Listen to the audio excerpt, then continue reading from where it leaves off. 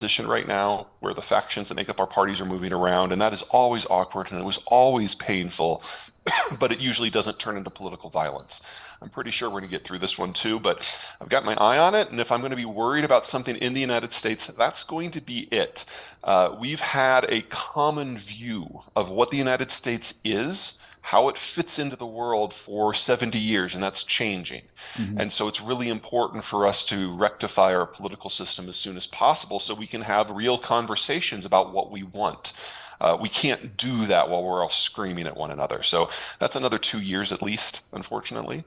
So that's the only thing I'm really worried about here, and I think it will take care of itself.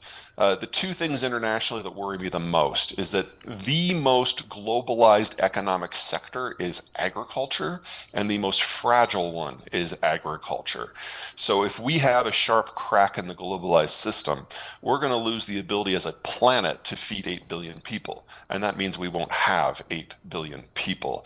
Whether it's fertilizer coming out of China or Russia, or the manufacturing supply chain that does the equipment, or the financing that allows farmers to operate, all of it is in danger, and we're going to lose some very big producers, with probably the Brazilians at the top of that list. And that's going to kill 1 billion people if we're lucky. It could get a lot worse. And I don't see a way around that. I just see some ways we might be able to limit the damage, and no one's working on them. And then number three, this might be a good time to go into China. China's breaking. They're in their last 10 years right now. And the They're information in their control last 10 years right now. as a unified, industrialized, modern system, Hmm. unified country, yes. And the information control has gotten so strict. It's not that they're not sharing information, it's they're not even collecting the data so they know what's going on anymore. So China might break, and the first sign we get is that the product doesn't arrive. So Mm. we are in a race right now to rebuild that industrial plant somewhere else. And every day that China doesn't die has become a gift because it allows us to use China's industrial plant to build industrial plants somewhere else. It's kind of like the reverse of the last 40 years, and thank God. Uh, but I've got a bunch of clients who have some product on order from China that now has a 4-year wait list. I'm like, you got to consider that that might not ever arrive, and it's time to plan for some alternatives.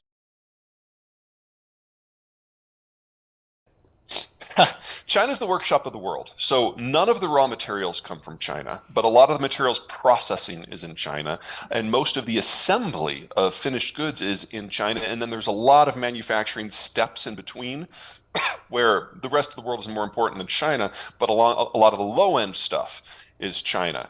So whenever you see made in China on the back of a product, it probably wasn't actually manufactured there. It was assembled there. And I'm Mm. not trying to say that that's not an important step. That's a hugely important step. Obviously, if you brought me all the components to a computer, it's just going to be a bunch of paperweights in my hands. We need that assembly. That's not an unskilled labor issue. And you've got nearly 1 billion industrial workers doing this. That's why the Chinese are so good at it. But we now not only need to rebuild that capacity somewhere else, we need to probably do a lot of it with a different model.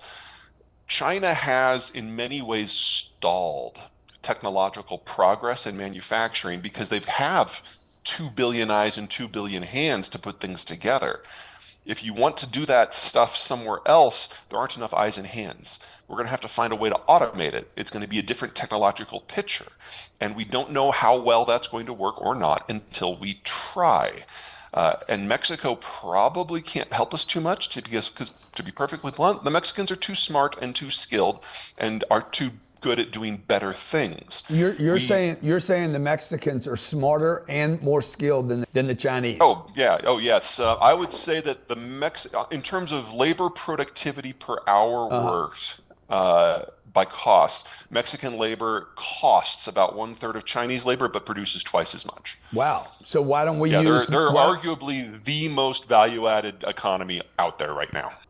They're our services? number one trading partner, and they will be for the rest of our lives. Uh-huh. Yeah, the Mexicans are firing all cylinders. The problem is that there's only 130 million Mexicans, and there's 1.3 billion Chinese, Uh-huh. and the Mexicans can't add again in the next 10 years what they've done in the previous 30. They don't have enough workers. So Population wise, they Mexico is can't. Yeah, Mexico is a huge partner, valuable partner, already a committed partner, not going anywhere. But they can't pick up and do what a billion low-skilled Chinese laborers do. Right, but India's bigger population wise than. India is a possibility. The problem there is while India has scale, if you look at it as a whole, it's not one place. It's really like 30 different governments in a patchwork. It's more like the Holy Roman Empire. India, India.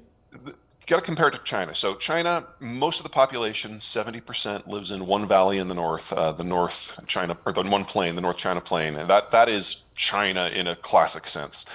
The Indian population is a little bit more spread out in different geographies. It's got the Ganges River basin, but it's a lot more undulating of a landscape. So building infrastructure is a lot more difficult in India than China, even if the governing policies were the same. You also have a lot of areas in India that have active insurrections. You've got different religions, you've got different languages. It's a very messy place if you're trying to put it into any particular box, and industrial policy reflects that. In China, if they decide they're going to build roads and high-speed rail to connect everyone in the North China Plain, you get 900 million people with that one project. There's no place that's equivalent in India. And that's before you consider that the Indian government has often seen globalization as nothing more than an American security ploy, because it was. And so they were more pro-Soviet, especially when the Chinese joined the United States in the Cold War. So India was very late to the game of industrialization and globalization, and it's starting with a 50-year deficit. So India will be part of the future in a very big way. But the first thing they have to do is build out their industrial plant for themselves, not Hmm. for us. So I think more realistic partners are going to be elsewhere in East Asia. From a security and a technological and a capital point of view, Japan's at the top of the list. And wherever Japan goes, Taiwan will follow. But if you're looking for the the fingers and eyes issue, you're looking for countries with relatively large What does populations. fingers and eyes mean? People That's the workers. assembly. Yeah. If you don't want to change the entire model on the Hmm. fly and try to preserve some of that technological suite just in another place so it's a little bit easier to transplant, you're looking for a country of moderate to large size where a lot of the population is in the same zone so you can get a lot of bang for your buck for your infrastructure. I mean, if you're going to spend $10 billion on road and rail, you want it to service 50 million people, not 2 million people. Right. And the places that look best for that are the island of Luzon in the Philippines. The Philippines has about 100 million people, and I don't have the number committed to my mind, but I think it's about 40, 45 million that are living just on Luzon. Uh-huh. And then in Indonesia, the island of Java, Indonesia is a country with about a quarter of a billion people, and about half of them live on Java. Wow. And then Vietnam, which has a population again about 110 million, and Greater Ho Chi Minh City and Greater Hanoi each have more than 40 million people. So those are kind of the three clusters that I think are to do fantastic as China breaks down. And you remember the Trans-Pacific Partnership from like a decade ago? That was exactly what that program was about, was getting trade access to these countries. Now we found kind of a way to do it a little bit more messily through the back door, especially with Vietnam, so it's working out. But this is something this sounds so weird to say. We've actually had a few people in government who have kind of seen bits of this coming and have had some decent ideas for getting it going. It's come right up against what is an increasingly nationalist strain in American politics on both sides of the political aisle.